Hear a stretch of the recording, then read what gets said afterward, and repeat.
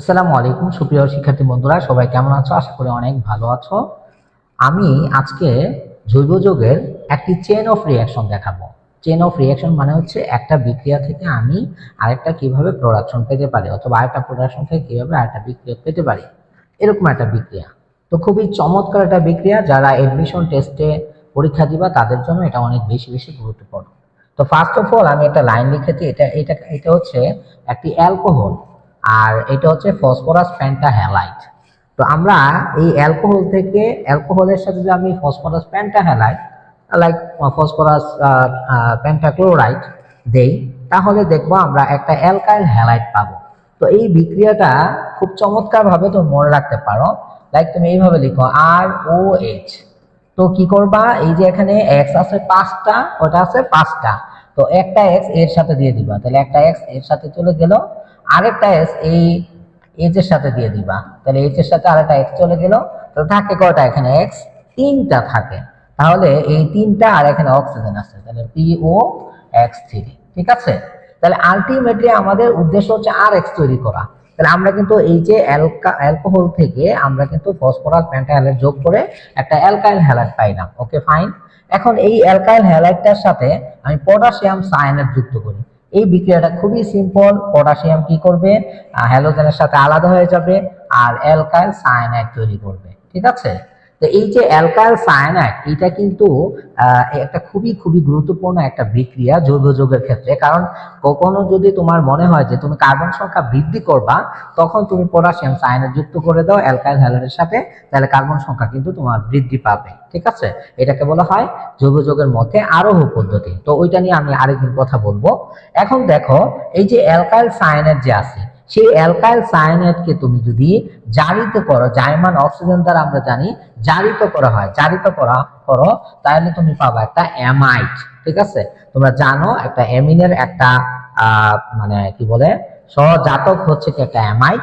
তাহলে তোমার German oxygen দ্বারা যদি জারিত করো, তাহলে তুমি পাবা অ্যামাইড। এখানে কত কার্বন বিশিষ্ট একটা অ্যালকাইল সায়ানাইড ছিল, সেটা আমাদের লক্ষ্য রেখে অ্যামাইডটা তৈরি হবে।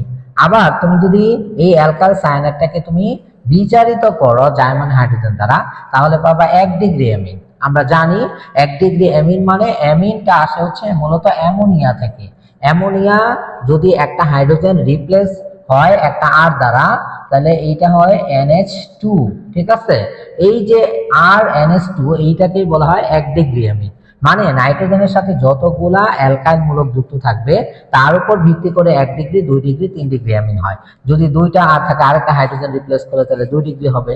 Okay fine. তাহলে আমরা এই অ্যালকাইল সায়ানকে যদি জার্মান হাইড্রোজেন দ্বারা বিচারিত করি, তাহলে 1 ডিগ্রি অ্যামিন পাবো। আচ্ছা, ফাইনালি এই যে H প্লাস এবং পানি, এই জিনিসটা দিয়ে আমি বুঝাইতেছি যে এসিডিও হাইড্রোলাইসিস। এসিডিও হাইড্রোলাইসিস মানে হচ্ছে গিয়ে যে পানি মানে এসিড মিশ্রিত যে পানিটা আছে ওইটা দিয়ে আমরা এটাকে হাইড্রোলাইসিস মানে হচ্ছে বিয়োজিত করা, মানে পানি দ্বারা সেটাকে বিশ্লেষিত করা। তা পানি দ্বারা যদি আমি বিশ্লেষিত করি, হাইড্রোলাইসিস করি, তাহলে আমি পাবো একটা জৈব যৌগ। দ্যাট মিনস তুমি যদি অ্যালকোহল থেকে কখনো চাও যে তুমি জৈব যৌগ পাইতে চাও, তাহলে তোমাকে ফার্স্ট অফ অল কি করতে হবে, অ্যালকোহলের সাথে তুমি ফসফরাস পেন্টাহ্যালাইড যুক্ত করে দিবা, ওখান থেকে পাবা অ্যালকাইল হ্যালাইড। সেই অ্যালকাইল হ্যালাইডকে তুমি পটাশিয়াম সায়ানাইড যুক্ত করে দিবা, তাহলে পাবা অ্যালকাইল সায়ানাইড। এবং সেই অ্যালকাইল সায়ানাইডকে যদি তুমি এসিডিও হাইড্রোলাইসিস করো, তাহলে পাবা জৈব এসিড। তাহলে এইভাবে কিন্তু আমরা চেইন অফ রিঅ্যাকশনের মাধ্যমে আমরা একটা প্রোডাকশন পেতে পারি। ঠিক একইভাবে তুমি যদি 1 ডিগ্রি অ্যামিন পেতে চাও অ্যালকোহল থেকে, যদি বলা হয় তোমাকে একটা অ্যালকোহল দিয়ে বললো যে তুমি এটা দিয়ে তুমি হচ্ছে 1 ডিগ্রি অ্যামিন প্রোডাকশন তৈরি করো, অ্যামিন তৈরি করো, তখন তুমি কি করবা, অ্যালকোহলের মধ্যে তুমি ফসফরাস পেন্টাহ্যালাইড দিয়ে দিবা, তাহলে তুমি পাবা অ্যালকাইল হ্যালাইড। আর ওই অ্যালকাইল হ্যালাইডের সাথে পটাশিয়াম সায়ানাইড যুক্ত করবা, সেই পটাশিয়াম সায়ানাইডের থেকে আমরা পাবো অ্যালকাইল সায়ানাইড। সেই অ্যালকাইল সায়ানাইডকে যদি তুমি জার্মান হাইড্রোজেন দ্বারা বিচারিত করো, তাহলে তুমি পাবা একটা 1 ডিগ্রি অ্যামিন। ঠিক একইভাবে আমরা অ্যামাইডও এইভাবে পেতে পারি। তো এই যে আজকের ক্লাসটা কিন্তু খুবই খুবই গুরুত্বপূর্ণ।